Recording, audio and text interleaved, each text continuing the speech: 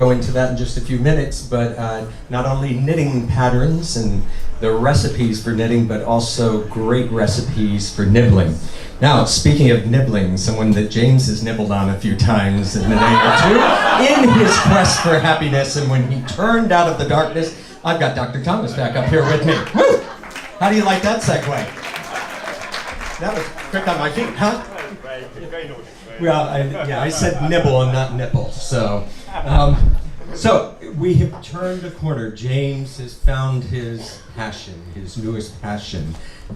He has combined what he knew in the past cooking, that he was award-winning, and then found this knitting, which gave him new life again.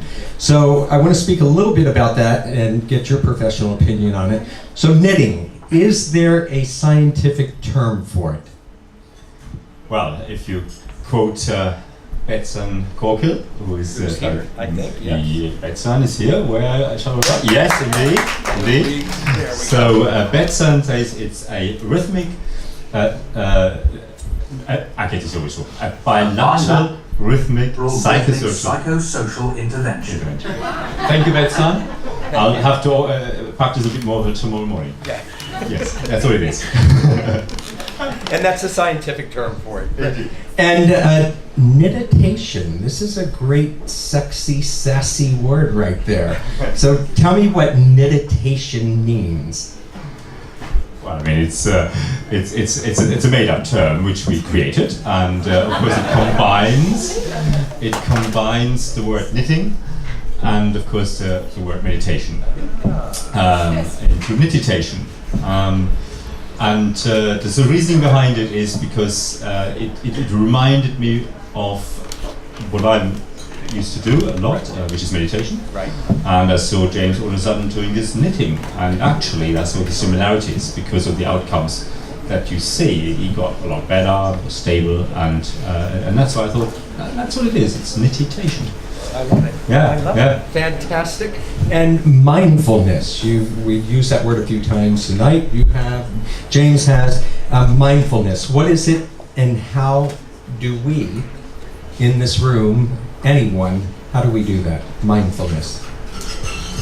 Well, thank you very much. I mean, now I'm really talking about my subject. So if I bore you, just simply show a hand. Don't leave. Just show hands. And, it's been enough now.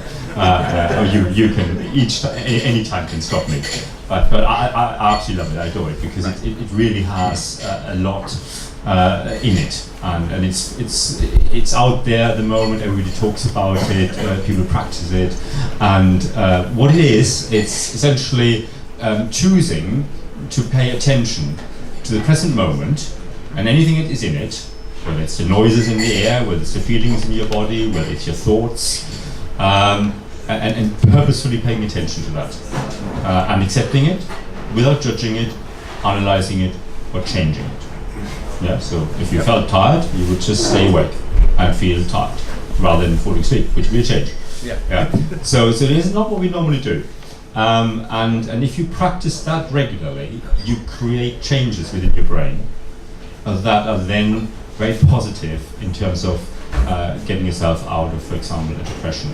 Yeah, and that's been shown very recently on functional MRI scans. So that looks at scanning of your brain and looks at how the brain functions rather than images of the structure.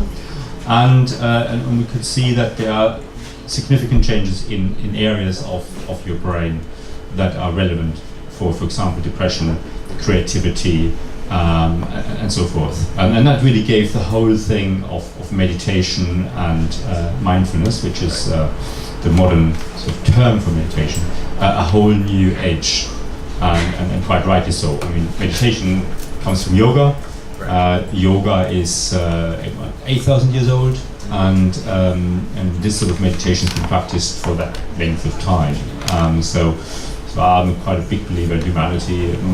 even the most stupid human beings wouldn't do something for 8,000 years without there being some sort of benefit. Absolutely. Yeah. And there's been more and more research coming out, and has been since about 2000, 2005. It's been exponential explosion of research showing benefits of mindfulness meditation, for example, in the relapse prevention of depression, and is actually it's actually recommended by our governing body in medicine, which is called the National Institute of Healthcare Excellence. So it's one of the approved treatments for the relapse prevention of depression. And it has a lot of evidence base in other areas such as insomnia, chronic pain management, and as I mentioned, depression. Yeah, so it's increasing. And the way you do it, well, I mean, there's many ways how you want to do mindfulness. There's a sort of very scientifically based people who would want to sort of do something that, well, most of the evidence base lies. So you would get yourself the proper mindfulness-based stress reduction course, which you can simply Google, and there are lots of courses out there that you can attend, and there are books on it, one by Mark Williams, which I recommend. But there are lots of courses out there, and recently you get some apps like Headspace app. You can download that, and it costs some money, but not very much, and you can follow their exercises.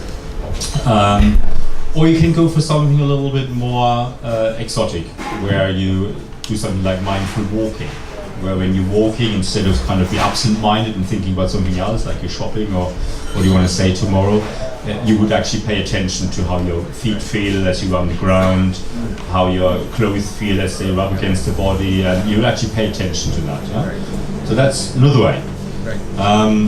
Other people go and download an app that gongs every 2 hours, and every 2 hours you would make a commitment to just saying, "Hello, body. Thank you very much. You're there," and that's how you feel at this moment. Yeah. So it's just simply becoming friends with your body. That's really what it is. And it kind of sounds, the key messages there I believe is being in the now. Eckhart Tolle, who wrote The Power of Now. That's right. I assume would be that. And to me it seems, I don't know if anyone surfed here before, I certainly haven't, but I can imagine how a surfer feels when they're on top of the most perfect wave and time stops. That they go on and on and on. And I think, right? And I think that James, through his knitting, through the patterns, through the repetitiveness, through having to look at that stitch and be in the now, as he talks about in his book, and Dr. Thomas wrote the introduction to that book. It really is that journey. One more question. So what are the benefits? It may seem obvious, but what are the benefits for mindfulness for any of us here, whether we're knitting or walking, or we have an app that does a gong? So again, I will quote the research. So there's very high quality research. A lot of people don't know this, but the highest level of research we have in medicine is sort of meta-analysis. So proper studies of people who do the intervention, usually mindfulness-based stress reduction, which is a defined intervention of meditation, and then of course a control group that is a sort of sham type thing that is not meditation, and then you compare. And you've got blinded assessors, so you kind of quite high level of evidence, and then what you do is you have a number of those studies and you combine them all. Yeah, so it gives you really powerful data, and then we find a 50% reduction in anxiety and stress symptoms. Yeah, so that's really the sort of the biggest plus. And what about you? But living in this world, I think we all could do with that. Certainly, I needed it. So the next thing is pain reduction. So people who have chronic pain, chronic illness, you see about a 30% reduction in chronic pain. Very good evidence for sleeping. So anybody here doesn't sleep very well? Fantastic. Yeah? Same here. Yeah. So fantastic. Busy days, busy lives. Really wound up before you go to bed. Yeah. Just do a meditation practice. Afterwards, you sleep much better. And it goes on the list. Right. So there's some other illnesses called somatization illnesses like fibromyalgia and irritable bowel syndrome, and that's really good there as well. About 30-40% reduction in symptoms there. And for those who like to give up smoking, you can do that. For like those who like to give up caffeine or drink too much caffeine, or those who have a substance problem. So widely used in substance use people, and what it provides you with is a very easy way of getting rid of books and substances by simply giving another way of calming down. And it's very, very effective there.